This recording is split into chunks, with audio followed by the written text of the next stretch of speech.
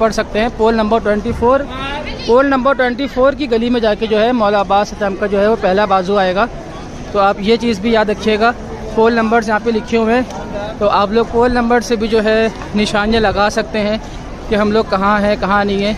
24 था, ये पोल नंबर 23 है। और इस वक्त ये देख सकते हैं खूबसूरत मनाजिर करबला मोहल्ला के। ये वाला जो गेट है साके अताशी, ये वाला गेट तो माशाल्लाह काफ़ी ज़ायरीन को पता है। जितने भी ज़्यादातर ज़ायरीन आते हैं इस गेट से लाजमी होकर गुज़रते हैं।